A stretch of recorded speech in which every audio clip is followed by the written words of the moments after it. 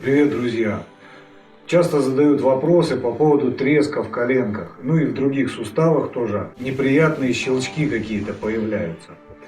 Пришел к выводу, что если это щелчки не сочетаются с болью, опухолями, покраснениями, то не то, что не обращать внимания, но придавать серьезного значения этим щелчкам совсем не обязательно. Потому что есть просто-напросто такие типы конституции людей. В частности, вот у меня от рождения очень много воздуха, и у меня постоянно щелкали, хрустели суставы всю жизнь. И я так понимаю, что это не связано с какими-то патологиями, это просто физиологическая особенность. Я бы не сказал, что с возрастом этот треск стал усиливаться. Наоборот, возможно, вот с занятиями йогой этого треска стало меньше, но тем не менее все равно он иногда возникает, появляется. Вот в частности, левая коленка хрустит всегда при приседании. И, никаких болевых ощущений нет, но все равно как-то вот этот вот хруст не совсем приятный. Поэтому что здесь можно посоветовать людям, кто вот как-то вот хочет избежать вот этого хруста, кого он беспокоит? Допустим, я приспособился делать упражнения немножечко иным образом. То есть, если я делаю приседания и сажусь в полный присед, у меня происходит щелчок вот этот неприятный в колене, и я хочу его избежать, то я делаю либо полуприсед, либо не сажусь до конца, да, не совсем до конца опускаюсь, вот не происходит вот этого вот прыжка, да, вот этого вот толчка нижнего в коленке, и тогда хруст не появляется, вот этот неприятный в коленке. Плюс, конечно, могу сказать, что раньше коленки хрустели чаще, пока не делал упражнения для коленной чашечки, для сустава коленного, который у меня есть в отдельном видео записан. Посмотрите обязательно, кого беспокоит колени. И в том числе вот это упражнение, оно помогает и от более серьезных патологий, не просто хруст, а какие-то бывают там вещи такие, как мениск, травма сустава, которые надо лечить. Такие вещи надо лечить, и нельзя не обращать внимания на хруст с болевыми ощущениями, если он происходит. Артроз, артрит у людей бывает, и тоже связано бывает с хрустом, со скрипами в суставе. Да, вот если есть скрип, если вы чашечку шевелите, и это сопровождается скрипом, значит что-то нездорово. Если просто при большой амплитуде в какой-то момент происходит щелчок, то это может быть и не связано с патологией, как я уже сказал. Поэтому для профилактики коленей, допустим, обязательно нужно делать вот эти упражнения, движения коленной чашечкой, как у меня в видео. Конечно, правильно питаться. Остальные суставы, допустим, если у вас хрустят что-то, локти там где-то, плечи. Бывает так, что это связано все-таки и с травмами, и что что-то не на месте где-то. Но очень внимательно здесь надо наблюдать за болью. Но чаще всего жалуются вот именно на колени. И поэтому здесь можно также выработать для себя какую-то систему движений, избежать вот той амплитуды, в которой происходит этот неприятный щелчок.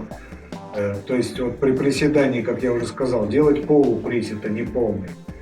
И, допустим, какие-то упражнения, вот у меня, допустим, я сажусь из наклона, когда у меня тоже происходит этот щелчок. Вот сейчас вот покажу. То есть, допустим, я стою в каком-то полном наклоне, а потом мне надо сесть. И раньше я делал вот так. Потянулся там как-либо, да. И затем также и садился. На полную ступню садился. Но коленки каждый раз хрустели после вот этого приседания, во время этого приседания коленки каждый раз хрустели. Когда я сажусь, вот этот щелчок происходит у меня. Вот я снова встал, вытянулся, ноги выпрямил. И снова сажусь на носочки. Вот, сейчас ничего не хрустнуло, да?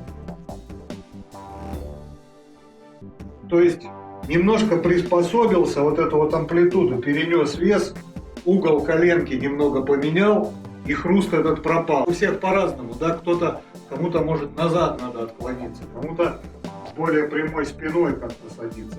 То есть каждый для себя может найти вот эту амплитуду, при которой хруста можно избежать, если он неприятен и как-то беспокоит. Честно говоря, он всем, наверное, неприятен, что-то такое лишнее.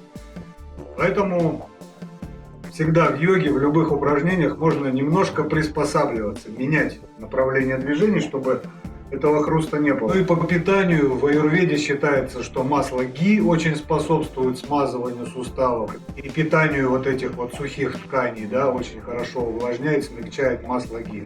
Также можно употреблять в пищу коллаген. Да простят меня веганы, простят меня животные, но тут уж приходится выбирать, как лучше соблюдать это ненасилие. Ненасилие по отношению к себе, да, чтобы не вредить себе, или каким-то там животным, смерть которых от нас, в общем-то, напрямую не зависит. Вот. Но коллаген также очень хорошо считается, что питает вот эти хрящевые ткани, суставы, смазывает, насыщает их и, возможно, с патологиями суставов и позвоночника, в том числе, да, хондроз, остеохондроз, межпозвоночной грыжи, он помогает справиться. В последнем прямом эфире, который сейчас находится в доступе для спонсоров, я как-то подробно раскрывал эту тему про коллаген. Так что не пугайтесь, если у вас просто хрустят суставы. Возможно, у вас тип личности вата, и для ваты, для воздушной стихии это нормально, хруст суставов, но поддерживать и питать их все равно надо, и соблюдать соответствующую диету для того, чтобы вот этот ваш тип личности балансировать постоянно, для того, чтобы не появлялись другие заболевания, потому что воздух — это такая стихия, которая может выводить из баланса все остальные стихии, поэтому его нужно постоянно держать в равновесии. А как обстоят дела с хрустом в коленках, да и в других частях тела у вас? Пожалуйста, поделитесь в комментариях, что происходит в вашем организме. И, возможно, вы знаете, к какому типу личности вы относитесь. Ведь очень часто бывает так, что колени и нижняя часть тела принадлежат к одному типу личности, а пищеварение и умственная деятельность принадлежат к двум другим разным типам. Пожалуйста, поделитесь. Очень интересны ваши наблюдения за собой. Бывает так, что человек, относящийся к совершенно другому типу личности, все равно слышит треск и хруст в своих суставах всю жизнь. Значит, что воздушная стихия также может присутствовать в каждом из нас. А на этом сегодня, пожалуй, все. Всем здоровья и душевного равновесия. जन्म मृत्यु जरा व्याधि पीडितम्